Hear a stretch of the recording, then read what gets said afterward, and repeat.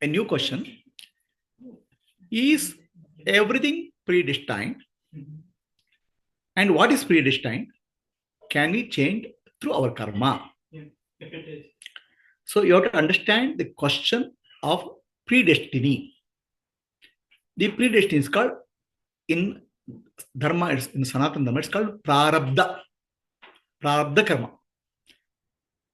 At the beginning of your birth, whatever experience you have to go in life, they are already written. They are just unfolding in your life. It's called predestiny, prarabdha. Okay.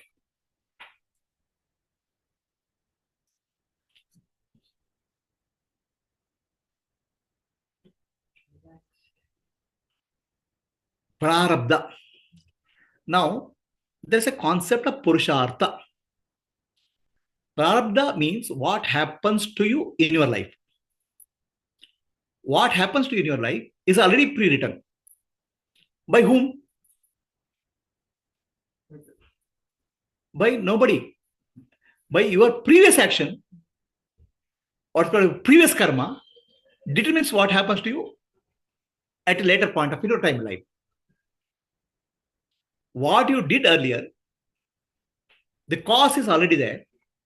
The effect you are seeing now. The cause was there in past life, whatever karma you have done.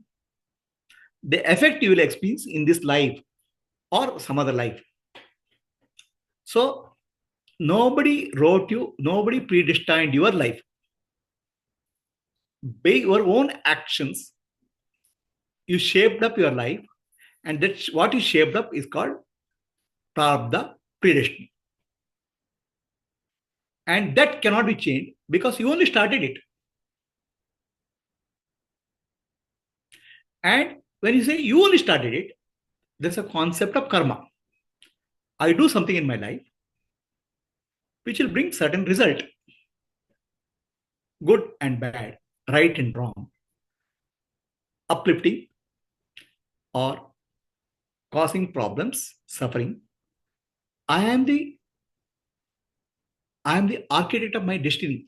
That's called karma. The karma is a tool, a destiny, creating your tool, sculpting your tool.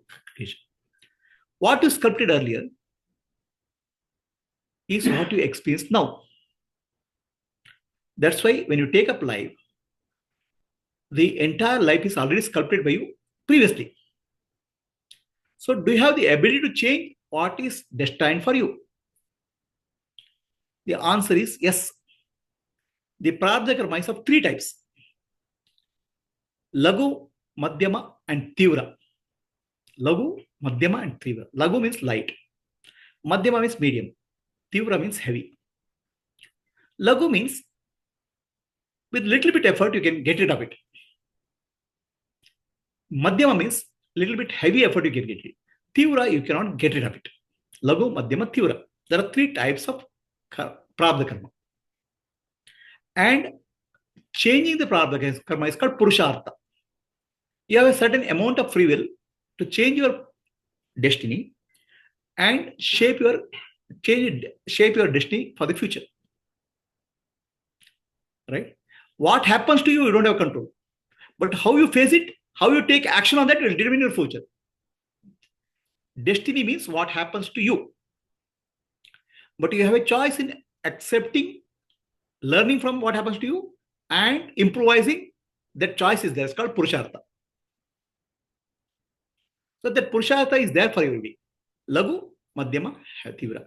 Example of purushartha is, let's say in Corona time, you got a corona. Somebody got a corona.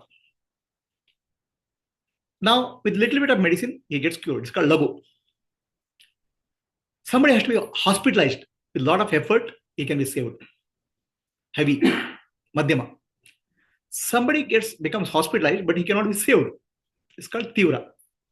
Prarabdha is three types: Lagu, Madhyama, and Tivra.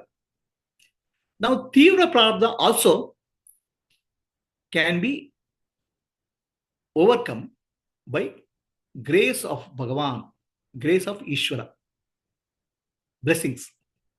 Ishvara or Guru, blessings can change grace, can change Tivra Prabdha. So what they say, Tivra Prabdha sometimes, as per Prabdha, your neck has to go. Because of the grace, instead of neck, your finger will go. It will reduce, the intensity will reduce. Tivra Prabdha will become less intense because of grace. But most of the time, Tivra Prabdha cannot be changed. The grace can change it. Okay? So Prabdha Karma cannot be changed. What happens to you is already determined. But how you respond to that can be changed. How you shape your future can be done. How you respond to that is called Kriyamana Karma. And the Kriyamana Karma will become Agami Karma. It will change your future. How you respond to that. Right? That becomes your new destiny. If you don't change, you will continue to experience the same thing again and again. You learn and evolve. That's called Purushartha. Finally, the karma can be completely dropped. You can become free from karma. That's why Jnanagni, Dagda Karmani, the fire of knowledge, Jnana, Atma Jnana, will free you from all the karma, including Prarabdha karma, including destiny. You will become enlightened, become free from, totally free from karma. That's also possibilities.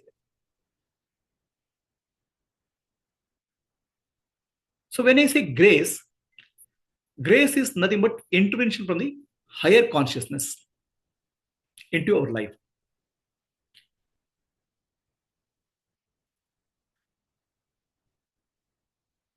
So that higher consciousness is called Ishvara or Guru.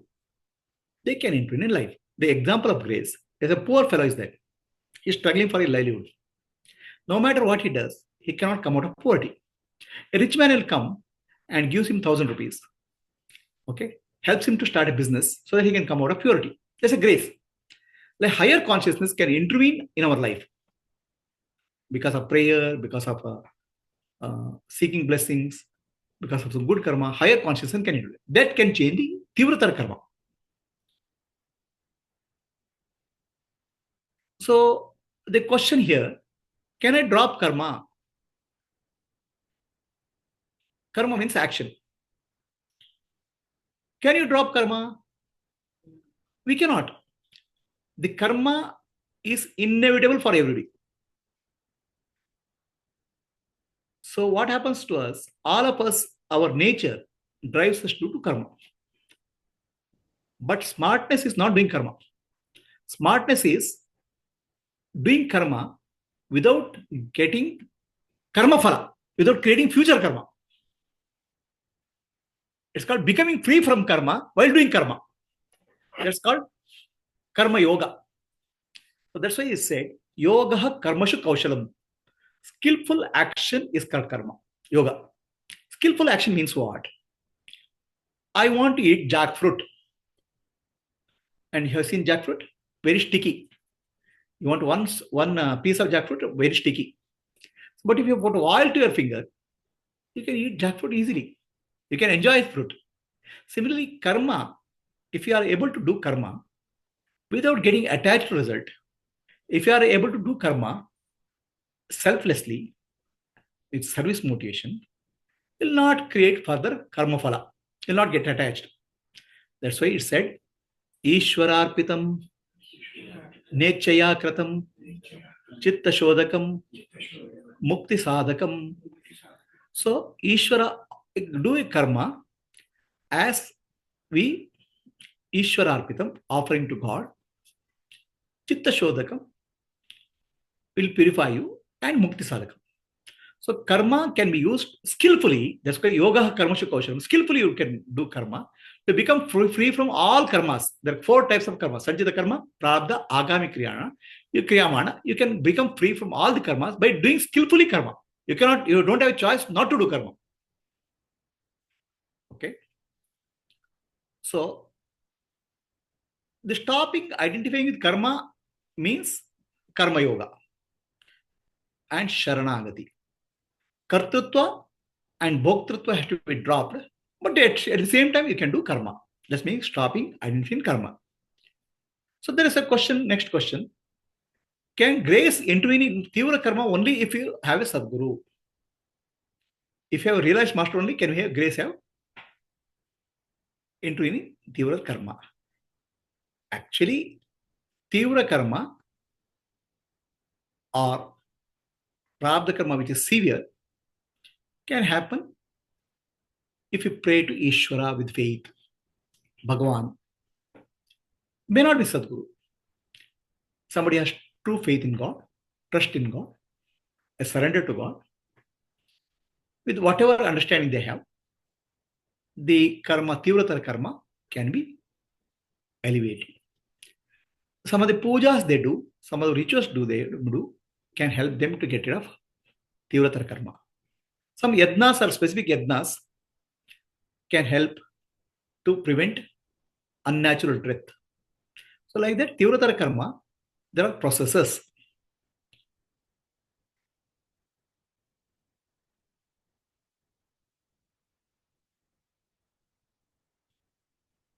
Any other questions? Zoom? Do you have a question? Your question is answered? Yeah. So the person who are like having Tivra karma, they are less blessed from God, right? No, they're not less. It's not. Karma has nothing to do with the blessing of God. Okay. See, the karma, the question is, a person has Tivratara karma, has less blessing from God. It is not like that. Karma is not a punishment mechanism. Okay? Karma is never a punishment mechanism. This concept of punishment does not come from Sanatana Dharma. This concept comes from other religions where there is a concept of sinner and uplifting from sin. So Sanatana Dharma is not about punishment. Karma is not a punishment. Karma is a mechanism to learn what you have done, effect of that. Karma is a way to teach you by universe that what you do to others will come back to you sooner or later in some form. You can learn consciously or you can learn unconsciously. Universe is compassionate enough for you to learn 100 lifetimes or 10,000 lifetimes. Universe is not going to punish you. Universe is only going to help you to experience what you have done. Result of that. Universe is giving you full freedom to do something, experience it, learn from it.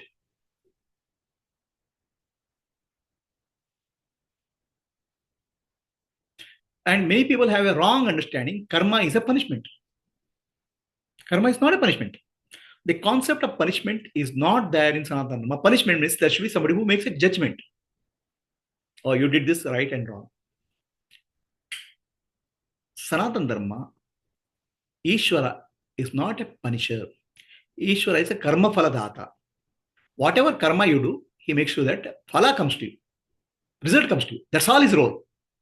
And why does result come to you? From result you learn how I can evolve. Sanatana Dharma is a religion, is a dharma of freedom. It's not about punishment. We are not born sinners. No. We are not born sinners. There's no concept of sin here. There's only concept of mistake and correction.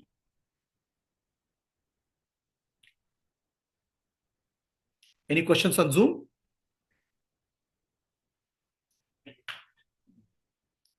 Basically, what you are learning, karma is cause and phala is effect. The cause and phala effect is a chain. It's a long chain. Now, what happens to you this moment? You don't know what is striking you, which karma is striking you, don't know. But you are experiencing this moment. There was a king called Dhritarashtra in Mahabharata, was a blind king. He had 100 children called Kauravas who died in front of him in Mahabharata war. He comes and cries in front of Krishna, what karma I have done to see my 100 children dying in front of my eyes? It's like bad karma. The Krishna says, 50 lifetimes back, you are a hunter. Okay? Hunter has to make a living by killing animals and for his food. But after sadistic pressure, What did he put a tree on fire? Hundreds of birds flew away, but the siblings of the bird, the baby birds, they could not fly. They got burnt. Those birds cursed you that you should also suffer from the death of your children. So that was the karma you did 50 lifetimes back. And Dhritarashtra says, oh my God, it's 50 lifetimes back. Why should I wait for 50 lifetimes? Then Krishna says, you have to experience death of 100 children. To get 100 children, somebody cannot get 100 children and take care of them unless he is a king. So you have to earn some good merit, punya, to become a king and afford to have 100 children. So that took you 50 lifetimes. And that karma is striking now. Others karma will wait till you have the affordability of 100 children. Okay. So karma is nothing but a cause and effect chain. That's the law of karma. And in karma, what you are learning is not a punishment. What you do to others will come back to you because there are no others. The self only is appearing as others. Self only is appearing as others. It's Advaita. Advaita is an appearance. If you hate somebody, hate will come back to you. Because you are hating yourself in the form of others. If you love somebody, love will come back to you. Because you are loving yourself in the form of others. So, in the law of karma and karma phala, you are learning non-duality in some form. Non-duality in a way. It's lesson in non-duality. If you do service to others, a good punya will come to you, something will happen to you because you are doing it for yourself. Whatever you do others will come back to you. In Bible it's written, you shall reap what you sow. Right? So that's what's called karma. Cause and effect relationship. So all the prayers we end up with lokaha samastaha sukhino bhavantu. We are seeing all living beings in the universe be happy and peaceful. So the blessings will also come back from them to you. May you be peaceful. See, universe is conscious at certain level. So if you say hi to somebody, you will say hi to somebody. If you do namaskara to somebody, you will do namaskara. If you say to somebody, he will also say Universe is reflecting back. How you interact with somebody, their interaction will come back to you. What you give is what you get back. What you give is what you get back. That's called karma. Karma is learning of non-dual nature of the universe.